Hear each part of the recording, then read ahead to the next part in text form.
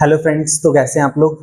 दोस्तों, आज की क्लास में हम स्टार्ट करने वाले हैं क्लास 10th का चैप्टर 3 का एक्सरसाइज 3.1। इससे पहले की क्लासेस में वीडियोस में हमने चैप्टर 1 चैप्टर 2 को समझा, डीपली कॉन्सेप्चुअली समझा। आई होप आपको समझ में आया होगा।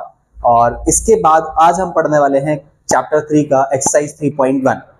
और इससे पहले के वीडियोस अगर आपने नहीं देखे हैं तो 2024-25 का जो प्लेलिस्ट बना हुआ है आप वहां पर जाके देखेंगे तो सारे चैप्टर के सारे एक्सरसाइज सारे कॉन्सेप्ट आपको देखने को मिल जाएंगे वन बाय वन। और आगे के वीडियोस के लिए अगर आप को ये वीडियो अच्छा लगता है, समझ में आता है, पसंद आता है तो आप चैनल को सब्सक्राइब कर लेंगे, जिससे कि नेक्स्ट अपकमिंग वीडियोस भी आपको टाइम पर मिलते रहें। और इसके अलावा आप मेरे साथ आज की क्लास में पेन कॉपी लेके बैठ जाएंगे और इसको मेरे साथ आप प्रैक्टिस करते जाएंगे, बिकॉज प्रैक्टिस मेक्स परफेक्ट। और क्योंकि मैथ्स सिर्फ समझने से समझ नहीं आती, मैथ्स को करके भी देखना पड़ता है। जब तक हम खुद उसको एक्सपीरियंस नहीं करते, जब तक हम खुद करके नहीं देखते, तब तक 100% क्लियरिटी नहीं आती है। तो हमें खुद भी करके देखना पड़ेगा। और जहां कहीं कोई डाउट या कंफ्यूजन रह जाएगा, आप मुझसे कमेंट बॉक्स में कमेंट करके देख सकते हैं, पूछ सकते हैं। तो चलिए स्टार्ट करते हैं आज की क्लास।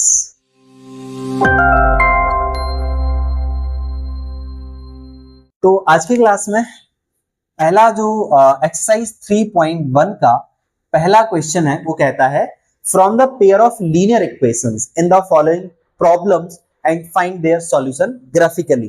तो हमें ग्राफिकली सॉल्यूशंस बताने हैं।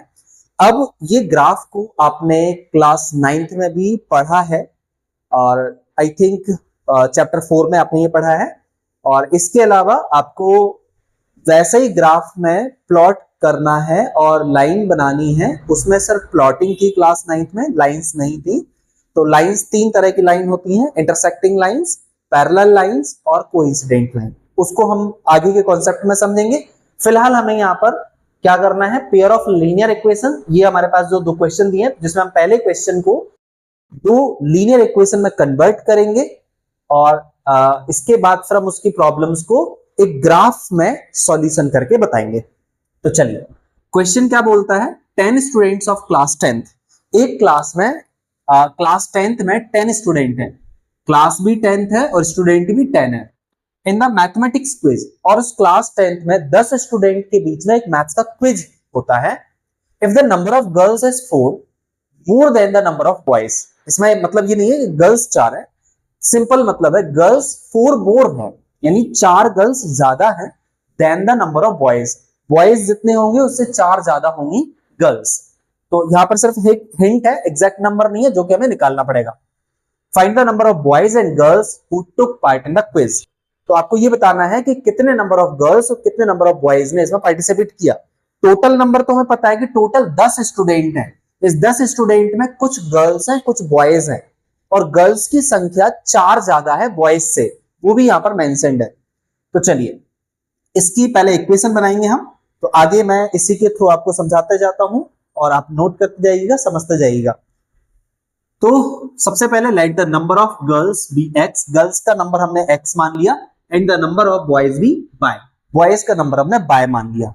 According to the question, question के अकॉर्डिंग एल्जेब्रिकल रिप्रेजेंटेशन, हम इसको एल्जेब्रिकली रिप्रेजेंट करेंगे। एल्जेब्रिकली मतलब x by z में। तो गर्ल्स x है, बॉयज y है, टोटल मिला के 10 है, ऐसा क्वेश्चन में लिखा है। टोटल स्टूडेंट्स 10 है, 10 स्टूडेंट का क्विज हो रहा है। तो गर्ल्स और बॉयज, गर्ल्स x हमने लेट कर लिया और बॉयज को y लेट कर लिया और दोनों को टोटल किया तो टोटल 10 स्टूडेंट है। 10 स्टूडेंट्स टोटल क्वेश्चन में मेंशन है और यहाँ पर x और y दोनों को ऐड करके हमने लिख दिया। इसको हम चाहें तो इक्वेशन नंबर 1 दे देंगे। दूसरा, उसमें लिखा था कि गर्ल्स की संख्या बॉयज की संख्या से 4 ज्यादा है। तो जब हम गर्ल्स की संख्या में से बॉयज की संख्या को माइनस करेंगे तो 4 का डिफरेंस निकल के आएगा, क्योंकि गर्ल्स 4 ज्यादा है बॉयज से। तो जैसे मान लीजिए गर्ल्स अगर 10 है एक एग्जाम्पल में और बॉयज अगर आपके 6 है, तो दोनों में डिफरेंस कितना निकल के आएगा, गर्ल्स 4 ज्यादा है बॉयज से, तो दोनों में डिफरेंस कितना निकल के आएगा, 4 का, क्योंकि गर्ल्स 4 ज्यादा है। वैसे ही तो गर्ल्स की संख्या से बॉयज की संख्या को माइनस किया तो 4 का डिफरेंस निकल के आया, equation number 2। 4x plus y is equal to 10। अब हमने यहां पर जो पहली इक्वेशन है उसको उठाया, x plus y is equal to 10, y को साइड ले गए तो x is equal to 10 minus y, और इस तरह से हमने की टेबल बना लेनी है। एक हमने बहुत बढ़िया टेबल बनाई जिसमें ऊपर वाले कॉलम में हमने x और नीचे वाले में हमने y। अब यहां पर हम देखेंगे y की वैल्यू, बिकॉज हम यहां पर y की वैल्यू पुट करते जाएंगे, x की वैल्यू प्रोड्यूस होती जाएगी, निकलती जाएगी, बनती जाएगी। तो जैसे मन से हमने y की वैल्यू 5 दी, ये हमने एज्यूम किए हुए नंबर है, मन से रखे, इनकी जगह दूसरे नंबर भी हम पुट कर सकते हैं। 5 की जगह -5, 0, 1, 2, 3 कुछ भी रख सकते हैं। तो चलिए y की जगह हमने 5 पुट करी, तो यहां पर जब y की जगह 5 रखेंगे तो 10 - 5, तो 10 में से 5 जाएगा 5। तो अगर बाय 5 होगा तो x भी कितना निकल के आएगा 5। चलिए y की जगह हम कितना रखेंगे 6 रख के देखेंगे, तो 10 - 6, y की जगह 6 रखा तो 10 में से 6 जाएगा 4। जब y की जगह 6 रखेंगे तो x की वैल्यू 4 निकल के आ जाएगी, तो ये 4 आ गई। अगेन फिर हमने y की जगह कितना रख दिया 4। y की जगह अब अगर हम 4 रखें तो 10 माइनस, y की जगह 4 रखेंगे, 10 में से 4 जाएगा तो बचेगा 6। y की जगह 4 रखेंगे तो x की जगह 6 आ जाएगा, तो y की जगह हमने 4 रखा तो x की जगह आ गया 6। इस तरह से हमने एक सुंदर सी टेबल बना लेनी है, और चाहे तो और हम टेबल में और नंबर आगे रख सकते हैं, 3-4 नंबर लेकिन सफिशियंट है, 2 नंबर काफी होते हैं, तो 3 नंबर 4 नंबर पर ले लेंगे। चलिए अब इसके बाद हम इसको ग्राफिकली एक ग्राफ बना के, सुंदर सा ग्राफ बना के उसमें रिप्रेजेंट करेंगे एक्स एक्सिस और वाई एक्सिस वाला। अब जैसा कि हमने इक्वेशन 1 के लिए निकाला ये टेबल, इक्वेशन 1 के लिए हमने टेबल बनाया, वैसे ही का वैसा टेबल हम एक दूसरी इक्वेशन के लिए भी बना लेंगे, क्योंकि हमारे पास 2 इक्वेशन है। तो जैसे हमने एक इक्वेशन x प्लस वाई के लिए ये ग्राफ बनाया, y को उस साइड ले जाकर, वैसे ही अब दूसरी equation x minus y is equal to 4 के लिए हमने ये ग्राफ तैयार करा नीचे। तो ये x minus y is equal to 4, minus का y उस साइड जाएगा तो प्लस का y हो जाएगा, x is equal to 4 plus y। अब y की जगह कोई वैल्यू पुट करेंगे तो x की जगह निकल जाएगा, वैसे का वैसा ग्राफ बनाया। y की जगह 1 रखेंगे तो 4 प्लस 1 कितना हो जाएगा 5। y की जगह 1 रखेंगे तो x की जगह आ जाएगा 5। अब y की जगह 0 पुट किया, मन से रख रहे हैं, कोई दूसरा नंबर भी आप चाहें तो रख सकते हैं। y की जगह हमने यहाँ पर अगर 0 रखा, 4 प्लस 0, तो y की जगह 0 रखेंगे तो x की वैल्यू भी आपकी 4 प्लस 0 इज इक्वल टू 4 आ जाएगी। तो ये आपका y की जगह 0 रखने से x की वैल्यू 4 मिल गई। अब y की जगह -1 रखा लास्ट में, y की जगह जब -1 रखेंगे तो 4 में से बन जाएगा 3, x की जगह 3 निकल जाएगा। y की जगह -1 रखेंगे तो x की जगह आपको 3 मिल जाएगा। तो इस तरह से हमने एक और टेबल बना लिया x minus y is equal to 4 के लिए। अब जरा हम आगे बढ़ते हैं, हमने 2 टेबल तो बना लिए, अब दोनों टेबल को हम ग्राफ में प्लॉट करेंगे। तो ये हमने एक सुंदर सा एक ग्राफ बनाया। अब इस ग्राफ में 2 एक्सिस होती हैं, एक एक्स एक्सिस होती है और एक आपकी वर्टिकल एक्सिस को वाई एक्सिस कहते हैं। राइट साइड पॉजिटिव चलता है, लेफ्ट साइड नेगेटिव चलता है, और ऊपर साइड अपर साइड पॉजिटिव चलता है और लोअर साइड नेगेटिव चलता है। तो वैसे ही हमने बना लिए, पॉजिटिव साइड 1 2 3 4 5 6 7 8 9 और ऊपर 1 2 3 4 5 6 7 8 9, इधर माइनस में और नीचे माइनस में। ये x positive x negative, y positive y negative number हमने बना दिए। अब चलिए जरा, हमने पहली वाली जो लाइन में पहली वाली जो टेबल हमने देखी थी, पहली वाली टेबल में हमें कौन कौन से नंबर मिले थे, पहले हम देखेंगे तो हमें 4 नंबर मिल रहे हैं यहाँ पर 5,5। पहले x की वैल्यू प्लॉट करते हैं, फिर y की वैल्यू। पहले एक कोऑर्डिनेट हम तैयार करते हैं तो उसमें पहले x मानते हैं, दूसरा y मानते हैं। तो x की वैल्यू ये 5 है और y की वैल्यू आपकी 5 है, एक ये हो जाएगा। दूसरा x की वैल्यू 4 है, y की वैल्यू 6 है, x की वैल्यू 4 है, y की वैल्यू 6 है।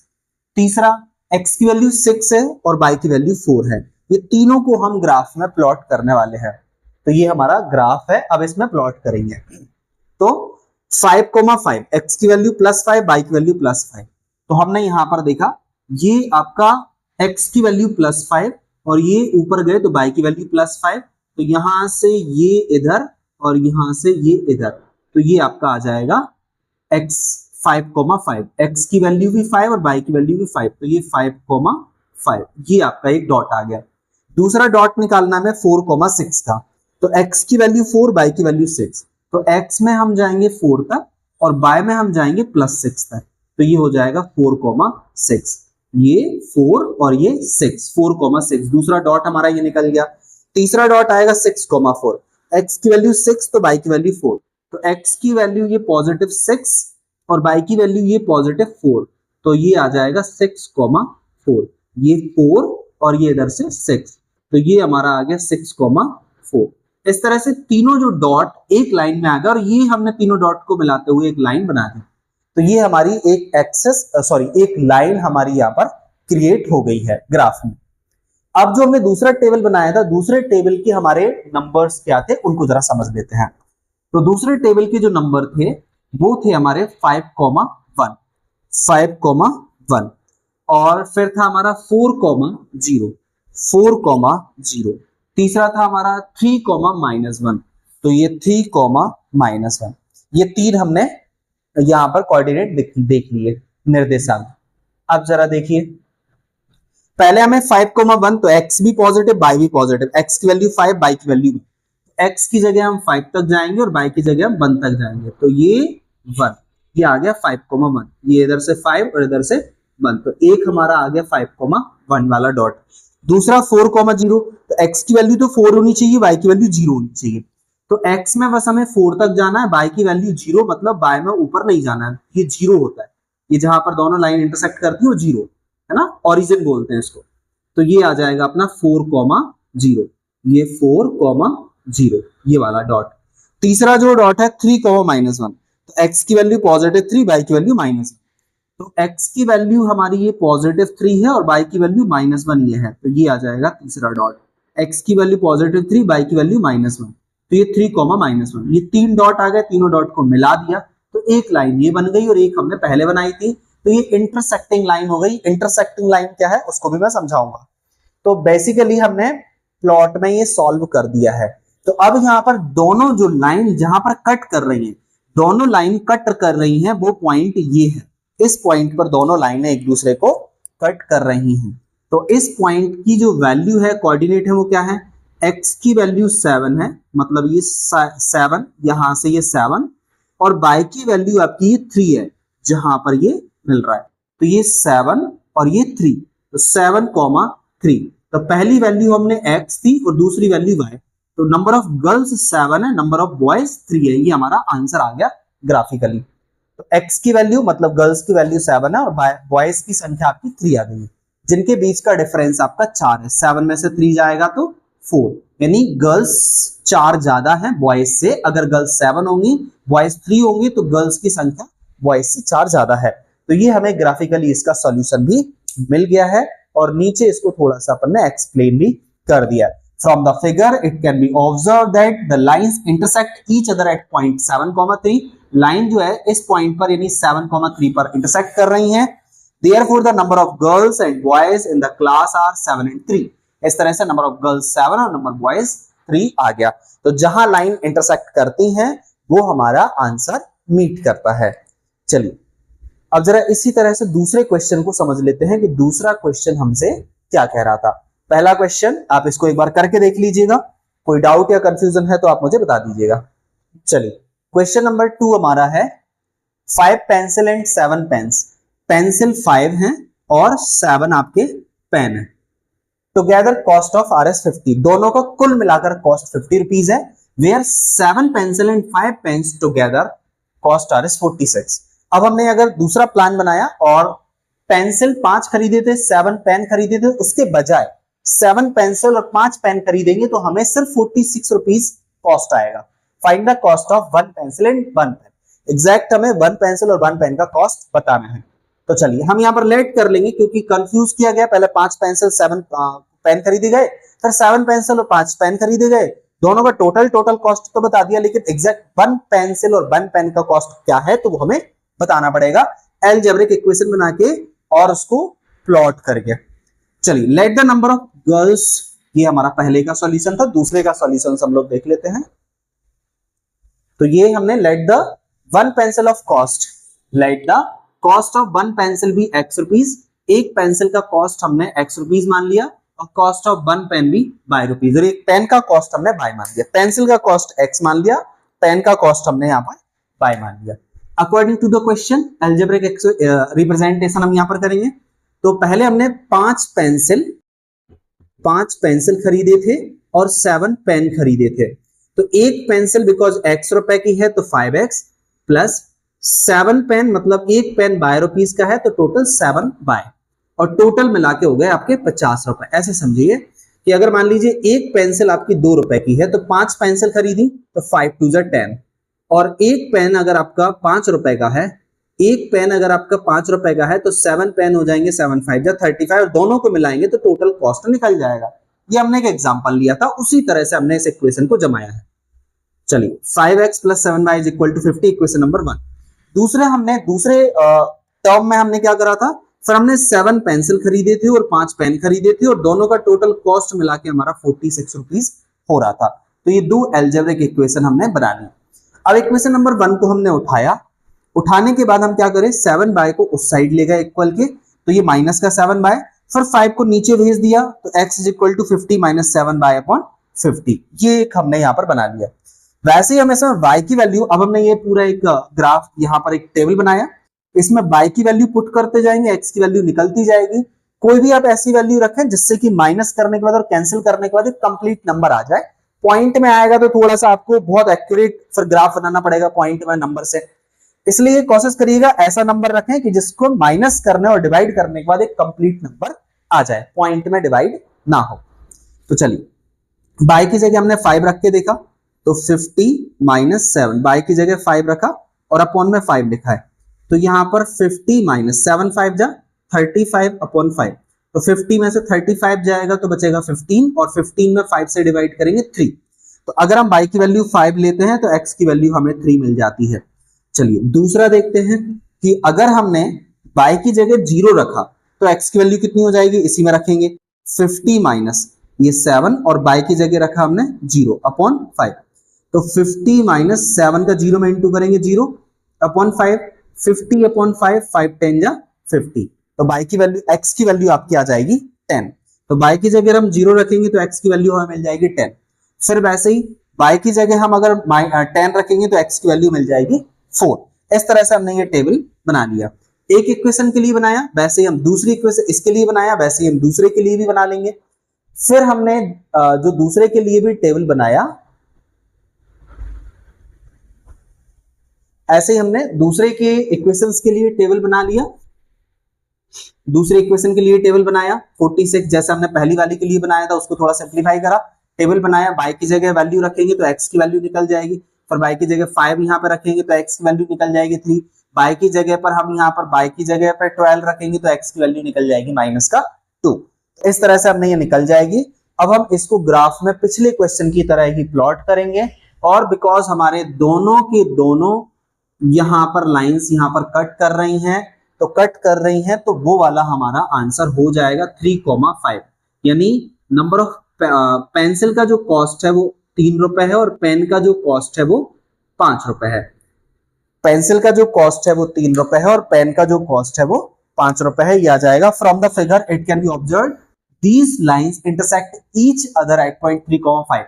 ये दोनों लाइंस एक दूसरे को 3,5 पर इंटरसेक्ट कर रही हैं, कट कर रही हैं। इस तरह से cost of pencil and pen RS3 and RS5 respectively. तो पेंसिल का कॉस्ट 3 रुपीज और पेन का कॉस्ट आपका 5 रुपीज हो जाएगा। पिछले वाले क्वेश्चन को भी अच्छे से देखना, उसको करके देखना, उसी की तरह इसको भी हमने प्लॉट करके और ये इंटरसेक्टिंग पॉइंट निकल जाएगा जिस पर कि हमारा आंसर लिखा होगा, जो कि x से ये लिखा है यहाँ पर, x से ये 3 दूर है और y से ये 5वें पॉइंट पर है, तो 3,5 हमें यहाँ पर मिल जाएगा।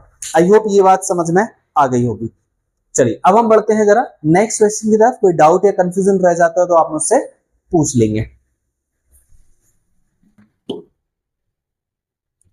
चलिए ये है हमारा question number 2। Question number 2, on comparing the ratio a1/a2, b1/b2, c1/c2, find out whether the lines representing the following pairs of linear equation at a point are parallel or coincident। तो जहां पर ये दोनों लाइंस इंटरसेक्ट कर रही हैं, line pair बना रही हैं, इक्वेशन बना रही हैं, तो वो आपकी पैरेलल लाइंस हैं या कोइंसिडेंट लाइन है, तो वो हमें यहाँ पर बताना है। तो इसमें कंपेयर ऐसे करते हैं कि इसको अपन A1 मानते हैं, इसको अपन B1 मानते हैं, इसको C1 मान लेते हैं, इसको A2 मान लेते हैं, इसको B2 मान लेते हैं, इसको C2 मान लेते हैं।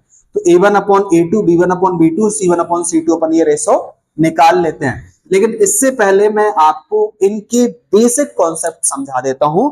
बेसिक कॉन्सेप्ट में, जैसे कि parallel line, intersecting line, coincident lines, उसके बाद फिर ये कंसिस्टेंट, इनकंसिस्टेंट क्या होता है, तो इनको जरा हम थोड़ा सा मैथमेटिकली कॉन्सेप्चुअली समझ लेते हैं।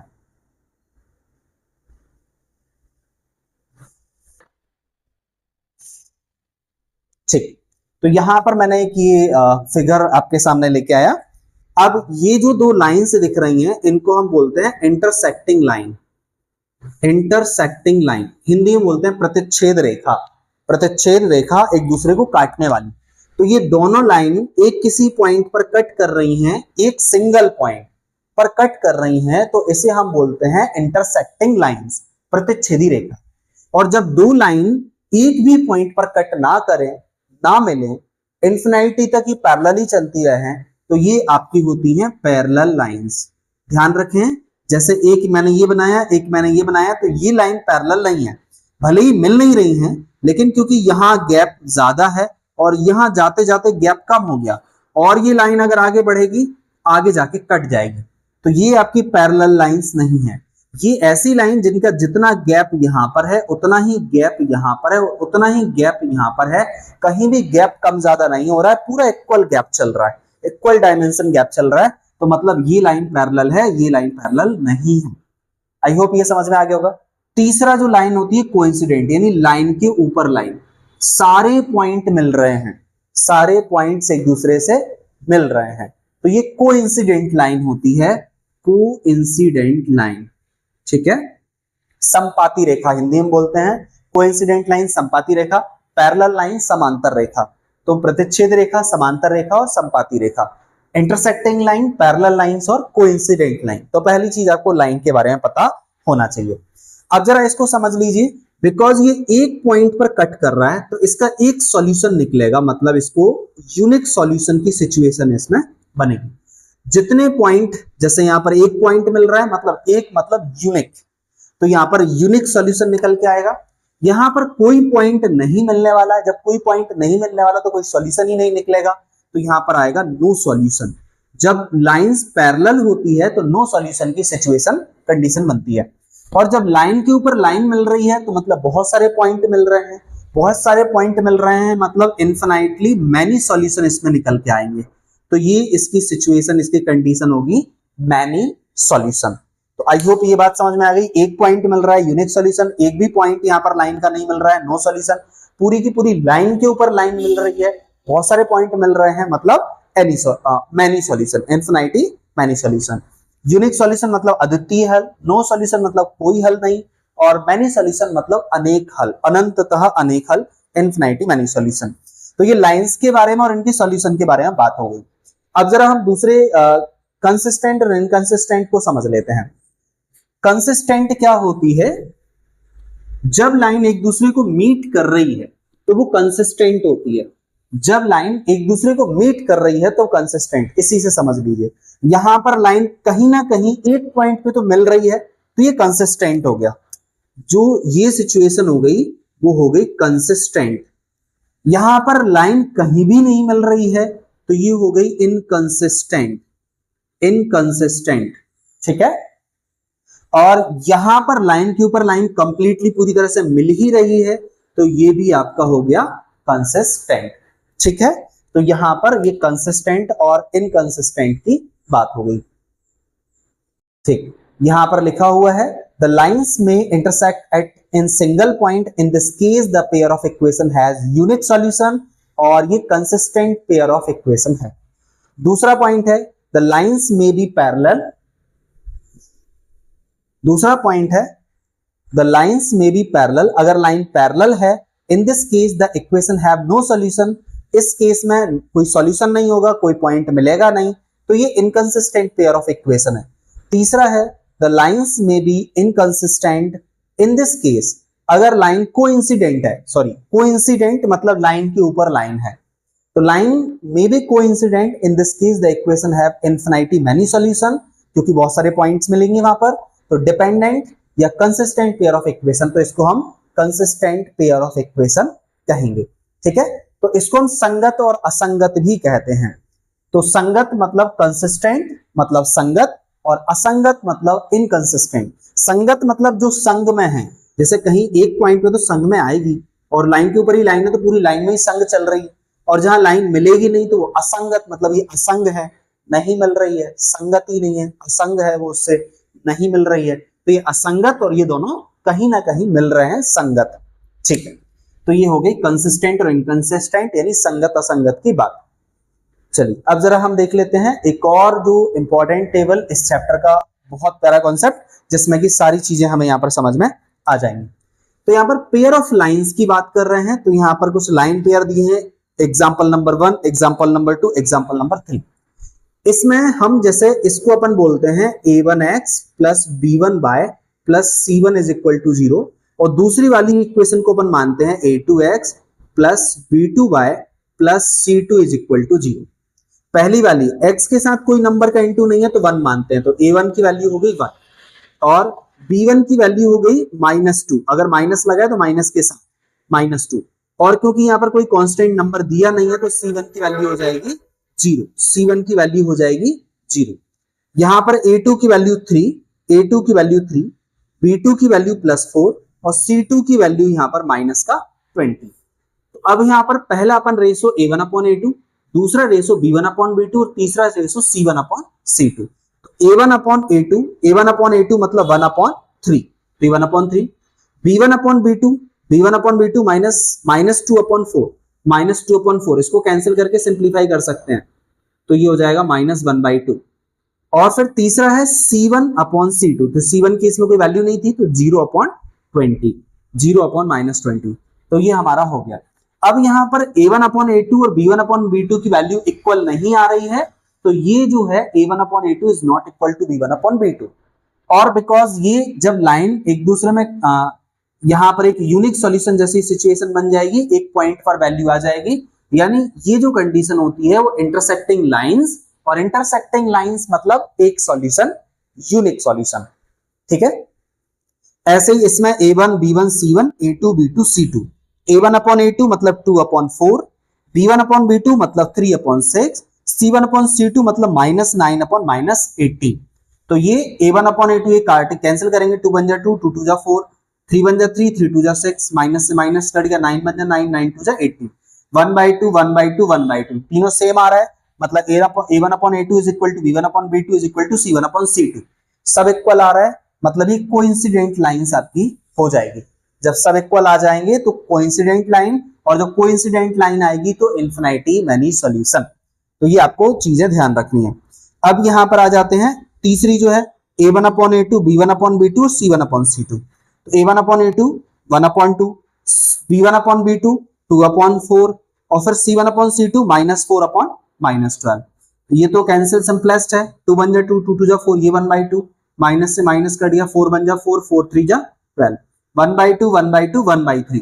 तो ये दो तो इक्वल आ गए, मतलब A1/A2 is equal to B1/B2, but ये इनके इक्वल नहीं आ रहा है, तो ये नॉट इक्वल C1/C2। तो जब दो स्टार्टिंग इक्वल होते हैं, तीसरा अनइक्वल होता ही तो पैरेलल लाइंस की कंडीशन होती है, और पैरेलल लाइंस में नो सॉल्यूशन वाली कंडीशन हो जाती है। तो आई होप ये वाली टेबल भी आपको समझ में आ गई होगी, जो कि इनके बेसिस पर रहती है, और ये आपको पूरी तरह से दिमाग में रखनी है।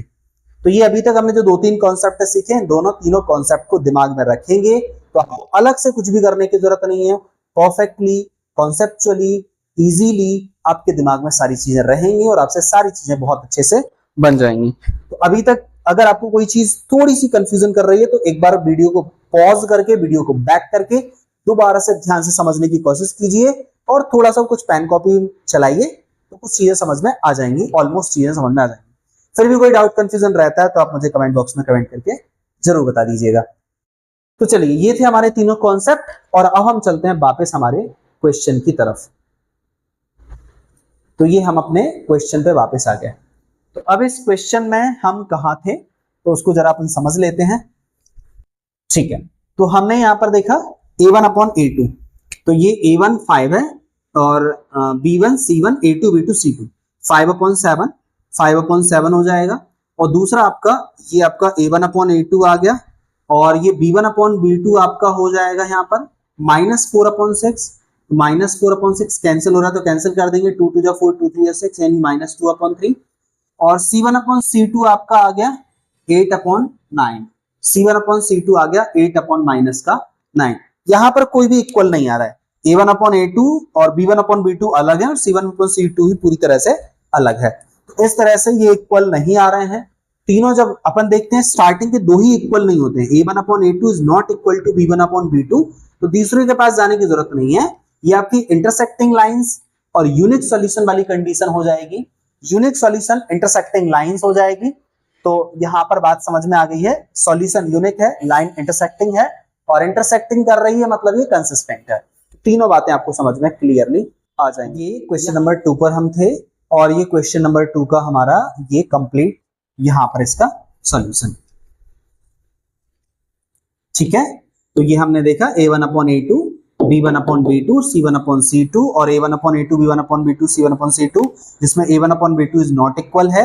Lines representing the given pair of equation have unique solutions and pair of lines intersected at exactly one point. जब यूनिक सॉल्यूशन होता है तो एक पॉइंट पर लाइंस इंटरसेक्ट करती हैं। इसी तरह से आप दूसरा भी निकाल लेंगे। दूसरे में भी आप जब यहां पर देखेंगे तो यहां पर A1 आपका 9 है, A1 आपका 9 है तो ये हो जाएगा 9 अपॉन और A1 B1 आपका 18 है, 9 बन जा 9, 9 2 जा 18, तो A1 अपॉन A2 आ गया आपका 1 अपॉन 2। दूसरा B1 अपॉन B2, तो B1 आपका 3 दिख रहा है और B2 आपका नीचे दिख रहा है 6, कैंसिल करेंगे 3 बन जा 3, 3 2 जा 6, तो ये 1/2 हो जाए। दो तो इक्वल मिल ही गए। तीसरा और देख लेते हैं जरा, C1 अपॉन C2 यानी 12 अपॉन 24, 12 अपॉन 24, 12 बन जा 12, 12 2 जा 24, 1 अपॉन 2, तो ये भी 1 अपॉन 2, ये भी 1 अपॉन 2, ये भी 1 अपॉन 2। तीनों जब इक्वल हो जाते हैं तो वहां पर आपकी सिचुएशन बन जाती है नो सॉल्यूशन वाली। तो यहां पर आ जाएगा the lines representing the given pair of equation are coincident, are there infinity possible of solution. जब आपकी ये वाली situation A1 upon A2 is equal to B1 upon B2, इससे पहले हमने टेबल में देखा था C1 अपॉन C2 वाली सिचुएशन बनती है, तो यहां पर आपके इनफिनिटी मैनी सॉल्यूशंस मिल जाएंगे और इनफिनिटी मनी सॉल्यूशंस मतलब आपकी कोइंसिडेंट लाइन होगी। ओके, तो आई होप ये बात समझ में आ गई होगी। अब जरा हम नेक्स्ट क्वेश्चन की तरफ चलते हैं। नेक्स्ट वाले सम में भी ऐसे ही सॉल्व करना है, इसमें आप करेंगे और तीसरी जो सिचुएशन बनेगी आपकी ये वाली सिचुएशन बन रही है और इस वाली सिचुएशन में आपकी रिप्रेजेंटिंग लाइन इक्वेशन पैरेलल होती हैं, तो each other hence these lines will never intersect each other, एक दूसरे पर इंटरसेक्ट नहीं करेंगी, पैरेलल लाइन इंटरसेक्ट नहीं करती हैं। And any point there are no possible solution, तो वहां पर कोई भी सॉल्यूशंस आपके नहीं बनेंगे, यानी नो सॉल्यूशन। इसके पहले मैंने ये कॉन्सेप्ट आपको समझा चुका हूं। तीसरे वाले क्वेश्चन में भी हमें यही बताना है, कंसिस्टेंट और इनकंसिस्टेंट। तो कंसिस्टेंट दो जगह होता है, जब आपका यूनिक सॉल्यूशन निकल के आएगा, जब आपका यूनिक सॉल्यूशन निकल के आएगा तो उसे कंसिस्टेंट कहेंगे, और जब आपका यूनिक सॉल्यूशन के अलावा मैनी सॉल्यूशन निकल के आएगा तो भी कंसिस्टेंट, क्योंकि यूनिक सॉल्यूशन इंटरसेक्टिंग लाइन होती है जहां पॉइंट मिलता है, और आपका मैनी सॉल्यूशन में भी कंसिस्टेंट होता है। कंसिस्टेंट मतलब संगत संगत हो जाता है, क्योंकि लाइन के ऊपर लाइन, तो यहां पर भी सॉल्यूशन निकलता है।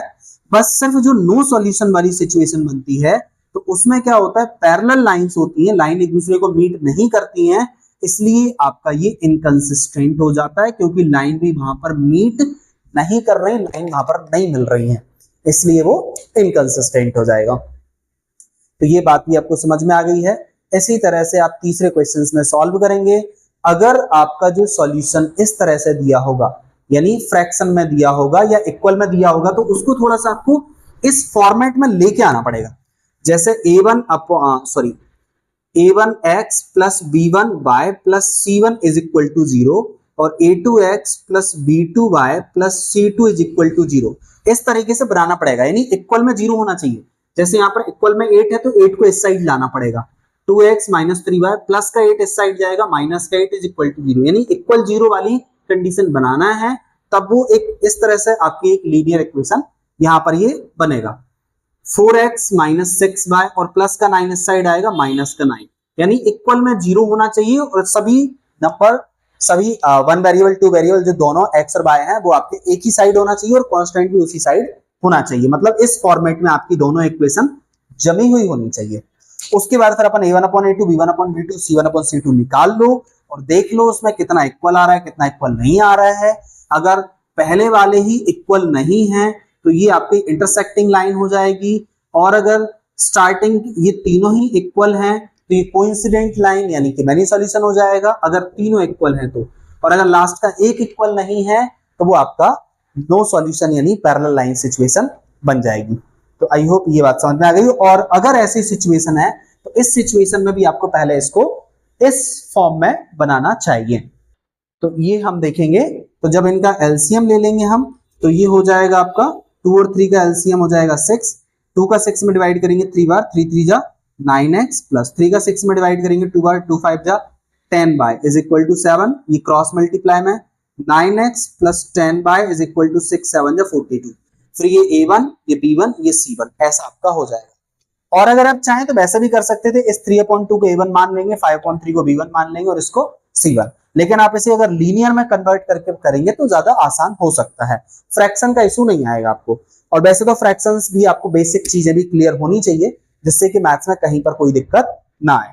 तो आप इसको ऐसे कन्वर्ट करके लीनियर में कन्वर्ट करके फिर आप a1/a2 a1/b2 और c1/c2 चेक करके और इनकी इक्वलिटी चेक करके आप आंसर निकाल सकते हैं। तो ये क्वेश्चन नंबर 3 के आंसर। क्वेश्चन नंबर 4 में भी हमें वैसे ही करना है, और अगर कंसिस्टेंट होगा तो दोनों इक्वेशन को ग्राफिकल रिप्रेजेंट करना जैसा कि हमने पहले क्वेश्चन में किया था, और अगर इनकंसिस्टेंट होगा तो उसको लेफ्ट कर देना, छोड़ देना है वहीं पर, ठीक है। तो अगर कंसिस्टेंट निकल के आएगा तो हम उसे ग्राफिकल रिप्रेजेंट करेंगे। चलिए अब हम जरा और आगे क्वेश्चन की तरफ बढ़ते हैं। Question number 5। क्वेश्चन नंबर 5 को थोड़ा सा सॉल्व कर लीजिए क्योंकि हो सकता है कुछ बच्चों को प्रॉब्लम करता है। क्वेश्चन नंबर 5 क्या कहता है यहाँ पर, half the perimeter of rectangular garden. एक रेक्टेंगुलर गार्डन है, ऐसा एक रेक्टेंगुलर गार्डन है whose length is 4 metre more than its width। अगर मान ली width आपकी बाय है उसकी लेंथ 4 मोर है यानी बाय प्लस 4, और यहां पर लिखा हुआ है half the perimeter of rectangular garden. Rectangular garden के पेरीमीटर का हाफ द पेरीमीटर यानी पेरीमीटर का आधा। रेक्टेंगुलर गार्डन के पेरीमीटर का आधा जो है whose length is 4 metre and breadth is इतनी है, और वो हाफ पेरीमीटर आपका 36 मीटर है। हाफ पेरीमीटर आपका 36 मीटर है। Find the dimension of garden. Garden की डायमेंशन बतानी है। तो यहाँ पर let the width of the garden be x and the length of the garden be y। ऐसे भी मान सकते हैं कि यहाँ पर ये गार्डन है, गार्डन की जो विड्थ है विड्थ को x मान लिया और लेंथ को अपन ने y मान लिया। अकॉर्डिंग टू द क्वेश्चन में लिखा है कि जो लेंथ है वो विड्थ से 4 ज्यादा है यानी y minus x is equal to 4। तो दोनों का डिफरेंस कितना है, 4 है। जो उसकी जो विड्थ है यानी लेंथ उसकी, सॉरी y को अपन ने लेंथ माना है, तो उसकी जो लेंथ है वो विड्थ से 4 ज्यादा है, लेंथ विड्थ में 4 का डिफरेंस है। और दूसरा बिकॉज यहां पर लिखा है कि रेक्टेंगुलर गार्डन का पेरीमीटर क्या होता है, 2 इंटू लेंथ प्लस ब्रेड्थ होता है।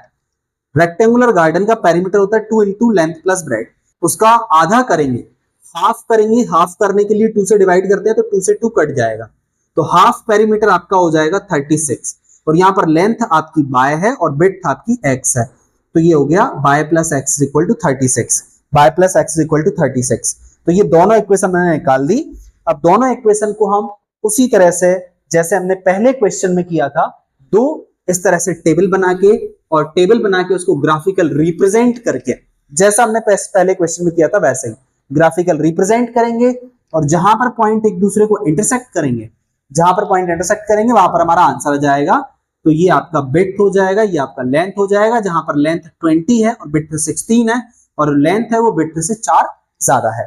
तो आई होप ये वाली बात समझ में आ गई है, और इस पूरे सॉल्यूशंस के लिए आपको क्वेश्चन नंबर 1 देख लेना है, जिसमें आपको समझ में आने के बाद ये क्लियर समझ में आ जाएगा। अब यहाँ पर क्वेश्चन नंबर 6 में भी आपको अपने मन से इक्वेशन देनी है। एक इक्वेशन आपको दी गई है, दूसरी इक्वेशन आपको रखनी है। मैं समझा देता हूं जरा इसमें क्या करना पड़ेगा आपको।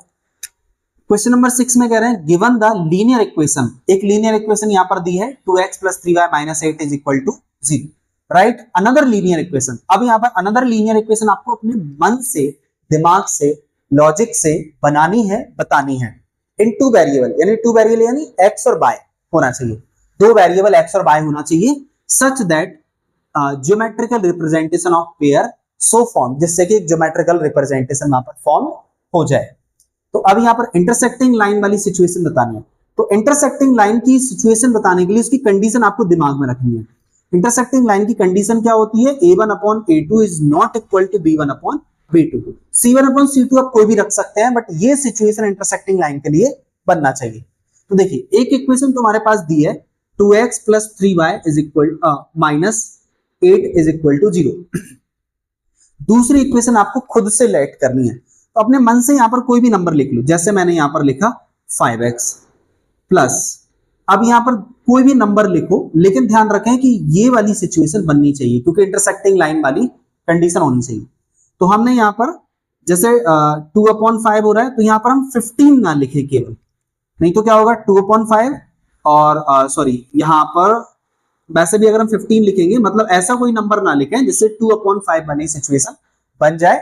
सॉरी यहां पर देखें a1/a2 is not equal to b1/b2, यानी वो इक्वल सिचुएशन वाली जो कंडीशन है वो बन जाए, लेकिन नॉट इक्वल वाली सिचुएशन ना बने, इस बात का ध्यान रखना है। क्योंकि अगर हमने जैसे यहां पर 15 लिखा तो अब यहां पर क्या हो जाएगा 2/5 और ये 3/15, ये 3 बन जाए 3, 3 5 जा 15 1/5 और ये इक्वल नहीं है। और अगर ये सिचुएशन ऐसी बनती है तो ये इंटरसेक्टिंग लाइन वाली सिचुएशन आपकी बन जाएगी। तो बेसिकली करना हमें यहां पर यही है कि एक ऐसी इक्वेशन बनानी है कि जिस इक्वेशन को बनाने के बाद इंटरसेक्टिंग लाइन वाली कंडीशन वेरीफाई हो सके। तो हमने ये जैसे 5x और 15 लिखा, तो इसको हमें सॉल्व करने के बाद ये सिचुएशन बन रही है नॉट इक्वल की, मतलब ये वाली सिचुएशन बन रही है, तो ये इक्वेशन हम मान सकते हैं। ठीक है, तो यहां पर हमने कोई भी नंबर मन से फिर लिख दिया और ये एक इक्वेशन ये हो गई। दूसरी और अपने मन से और भी मान लो, बताना एक ही है लेकिन मैं बता रहा हूं कि और इक्वेशन भी हम यहाँ पर इसी तरह से लाइट कर सकते हैं। जैसे यहां पर अपन ने मान ली -4x प्लस यहां पर 3y is equal -5 is equal to 0। अब इसमें भी देखो 2/4 यानी -1/2 हो जाएगा, 3/3 ये 1/1 हो जाएगा, तो यहां पर भी यही सिचुएशन बन जाएगी, मतलब ये इंटरसेक्टिंग लाइन वाली सिचुएशन है। तो ऐसे हमें मन से लाइन लिखनी है जो इस कंडीशन को वेरीफाई करे और इस कंडीशन को वेरीफाई करके हमें ये वाली जो है लाइन मिल जाए। अब यहां पर इंटरसेक्टिंग लाइन के लिए तो यहां पर इस तरीके से भी अपन कर सकते हैं। तो 2x + 4y - 6 is equal to अपन ने ये लिखा। अब यहां पर a1 b1 c1 का वैल्यू तो हमारे पास दिया था, a1 b1 c1 तो दिया था। अब a2 b2 c2, a2 अपना 2 हो गया, b2 अपना 4 हो गया और c2 अपना -6 हो गया। तो यहां पर जब रिप्रेजेंट कर रहे हैं तो a1/a2 मतलब उस वाले का जो हमने, मैं सवाल का वाला लिख लेता हूं यहां पर 2x + 3y, 2x ये वाला हमारा इक्वेशन दिया हुआ है 2x + 3y -8 is equal to 0। ठीक है, ये मैंने यहां पर क्वेश्चन में से उठा के देके लिख लिया है। अब यहां पर जो दूसरा हमने माना है 2x + 4y, तो ये a1 ये b1, ये a1 b1 c1 और ये a2 b2 c2। तो a1/a2 मतलब 2/2, b1/b2 3/4, ये 3/4 और c1/c2 -8/6। तो बिकॉज अपन को इंटरसेक्टिंग के लिए बस इतना ही पता करना होता है, c1/c2 की जरूरत नहीं है। तो ये हमने देखा ये a1/a2 आ रहा है, ये b1/b2 आ रहा है और ये इक्वल नहीं आ रहे हैं, मतलब ये इंटरसेक्टिंग लाइन वाली सिचुएशन बन गई। ऐसे ही हमने और भी अपने मन से लाइन मान सकते हैं जो कि इस कंडीशन को सेटिस्फाइड करें। पैरेलल लाइंस के लिए फिर हमने ये हमारी लाइन तो यही रहेगी क्वेश्चन वाली, इसके साथ में हमें ऐसी लाइन लेना है कि जो ये वाली सिचुएशन वेरीफाई करे और इसको नॉट इक्वल हो जाए। तो यहां पर क्या रिप्रेजेंट किया गया है मन से, यहां पर 4x + 6y यानी इसका डबल ले लो जिससे 1/2 निकल जाएगा। तो ये लेंगे 4x + 6y -8 is equal to 0। 4x + 6y minus, तो ये अपना a1 b1 c1 है, ये a2 ये b2 ये c2। तो a1/a2 मतलब ये 2/4, b1/b2 मतलब 3/6। तो 2 बन जा 2, 2 2 जा 4 ये 1/2, 3 बन जा 3, 3 2 जा 6 ये 1/2 और c1/c2 आपका अलग होना चाहिए। तो 1/2 रेशो नहीं निकलना चाहिए, तब जाके ये सिचुएशन बनेगी कि a1/a2 और b1/b2 इक्वल है और c1/c2 इक्वल नहीं है। तो 1/2 ये आ रहा था लेकिन ये माइनस ये 1 आ गया। तो ये जो सिचुएशन है वो पैरेलल लाइन वाली सिचुएशन है। अब कोइंसिडेंट में तीनों का डबल कर लेना, तो यहाँ पर आप प्लस का जैसे इसमें 8 है, -8 है, तो उसका -16 रख देना, तो ये वाली सिचुएशन बन जाएगी।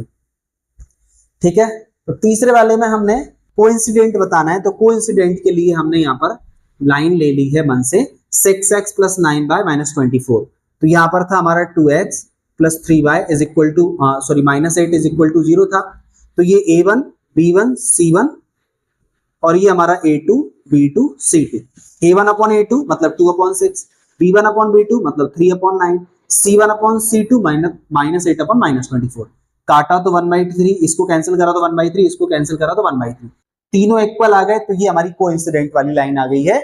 ऐसे ही हम मन से और कोई भी लाइन लिख सकते थे, जैसे मन से हम यहाँ पर लिख सकते थे 2 का डबल कितना हो गया 4x, 3 का डबल कितना हो गया 6y और -8 का डबल कितना हो गया -16, ये वाली लाइन भी लिख सकते थे। 4 टाइम्स करके देख लो, 2 4 जा 8x, 3 4 जा 12x और -8 4 जा 32, तो ये हो गया, तो इनका रेशो भी आपका इक्वल आ जाएगा, तो ये भी एक हो सकती है। ऐसे मन से अपन कोई भी लाइन ले लेंगे जिसमें ये रेशो इक्वल हो जाने चाहिए, मतलब ये कोइंसिडेंट वाली सिचुएशन सेटिस्फाइड होनी चाहिए। तो चलिए, ये था हमारा क्वेश्चन नंबर 6 का, जिसमें हमने ये लाइंस भी बनाई। क्वेश्चन नंबर 7 में ड्रॉ द ग्राफ ऑफ, तो इस तरह से क्वेश्चन नंबर 7 को थोड़ा सा ब्रीफली बता देता हूं, बाकी आपको समझ में आ जाएगा। क्वेश्चन का मतलब समझा देता हूं, तो draw the graph of equation x - y = 1, एक इक्वेशन ये दी है, दूसरी इक्वेशन ये दी है, दोनों इक्वेशन से हमने ये ग्राफ यहां पर बना लिया, तो यहां पर 1 को उधर लेगा -1 और -y को उधर लेगा +1 +y, y की जगह कोई वैल्यू पुट करेंगे तो x की जगह वैल्यू निकलती जाएगी, ये टेबल बन जाएगा। आगे का टेबल भी ऐसे ही, दूसरा टेबल ही बना लेंगे, दूसरा टेबल दूसरी वाली इक्वेशन से बनाएंगे, जैसे यहां पर दूसरी इक्वेशन थी हमारी 3x + 2y = -12, तो दूसरी इक्वेशन 3x + 2y -12, -12 उस साइड चला जाएगा तो +12, प्लस का 2y उस साइड चला जाएगा तो -2y हो जाएगा, फिर 3 नीचे चला जाएगा तो ये वाली हो जाएगी। y की जगह कोई वैल्यू पुट करोगे तो x की वैल्यू आपकी निकल जाएगी, इस तरह से आपका टेबल बन जाएगा दूसरा वाला। अब दोनों को, ये क्वेश्चन नंबर 1 की तरह ही है, जैसे मैंने क्वेश्चन 1 आपको सॉल्व करके बताया था, बिल्कुल उसी तरह से हमने ये ग्राफ बनाया, और ग्राफ कुछ इस तरीके से बन जाएगा इसमें आपका कि ट्रायंगल शेप ले लेगा। ग्राफ आपका इस तरीके से बन जाएगा कि ये आपका एक ट्रायंगल शेप ले लेगा, और ट्रायंगल के वर्टेक्स बताना है आपको इसमें, तो ट्रायंगल के वर्टेक्स में एक आपका -1, 0 है और दूसरा आपका 4, 0 है और तीसरा आपका 2, 3 है। वर्टेक्स मतलब कॉर्नर के कोऑर्डिनेट बताने हैं, उसके कॉर्नर के निर्देशांक बताने हैं, तो ये हमारा हो जाएगा इसका आंसर। ठीक है, तो एक आपका -1, 0 यानी इसके कोऑर्डिनेट, इस कॉर्नर के कोऑर्डिनेट -1, 0 और दूसरे कॉर्नर के कोऑर्डिनेट हो जाएंगे 4, 0 और तीसरे कॉर्नर के जो कोऑर्डिनेट आपके हो जाएंगे 2, 3। तो इस तरह से तीनों कॉर्नर, तीनों वर्टिसेस के आपको मिल जाएंगे, यहां पर वैल्यू मिल जाएगी। तो ये क्वेश्चन नंबर 7 का था हमारा। तो क्वेश्चन नंबर 7 समझ में आ गया होगा, शायद मैंने क्वेश्चंस आपको नहीं समझाया, क्वेश्चन मैं आपको बता देता हूं क्या बोल रहा था। दो इक्वेशन दी है हमारे पास, linear equation, determine coordinates of the vertices of the triangle, triangle के वर्टिसेस यहां पर हमें डिटरमाइन करना था, बताना था। फॉर्म्ड बाय दीज लाइंस, इन दोनों लाइन से बनने वाला एक ट्रायंगल है, and the x axis shade the triangle region, और फिर वो जो ट्रायंगल रीजन है वो एक्स एक्सिस में सेड होना चाहिए, एक्स एक्सिस में बनना चाहिए। तो ये एक्स एक्सिस में, ये एक्स एक्सिस में यहां पर ये सेड हो रहा था, और ये तीनों इसके वर्टिसेस की वैल्यू हमने निकाल ली जो दोनों लाइनों के मिलने से बन रही थी। तो आई होप ये वाली बात समझ में आ गई होगी। ये था हमारा चैप्टर 3 का एक्सरसाइज 3.1, जिसमें हमने कुछ क्वेश्चंस को पहले उनके कॉन्सेप्ट को समझा, एक क्वेश्चंस मैंने आपको पूरा कंप्लीट सॉल्व करके बताया, उसका तरीका समझाया, और उसके बाद फिर मैंने उसकी कुछ हिंट दी और कुछ आप लोगों को करने के लिए भी छोड़ दिया। अब अगर कोई चीज क्लियरली समझ में नहीं आई है तो पहले उसको एक बार और उसके कॉन्सेप्ट को समझना, जो मैंने इंटरसेक्टिंग लाइन का कॉन्सेप्ट बताया, लाइंस का कॉन्सेप्ट बताया, सॉल्यूशंस का कॉन्सेप्ट बताया, कंडीशन जो टेबल में कंडीशंस बताई a1/a2 b1/b2, उस कॉन्सेप्ट को एक बार अच्छे से समझना, पहले वाले क्वेश्चन को बहुत अच्छे से करके देखना, उसके बाद आप खुद से चीजों को सॉल्व करने की कोशिश करना, फिर कोई डाउट या कंफ्यूजन रहता है तो आप मुझे कमेंट बॉक्स में कमेंट करके बताना, देन फिर मैं उसको अलग से एक डाउट क्लास में आपको समझा दूंगा। और इसके साथ हम मिलते हैं नेक्स्ट क्लास में, नेक्स्ट वीडियोस में। अगर आपको वीडियो अच्छा लगा है, समझ में आया है, तो लाइक कीजिए और दोस्तों के साथ भी शेयर कीजिए। और आगे के अपकमिंग इसी तरह के जबरदस्त कॉन्सेप्चुअली वीडियोस के लिए चैनल को सब्सक्राइब कर लीजिए। मिलते हैं हम लोग नेक्स्ट क्लास में, नेक्स्ट वीडियोस में। Until then you take care, keep laughing, keep smiling and keep watching ट्रिग्नोब्रेन।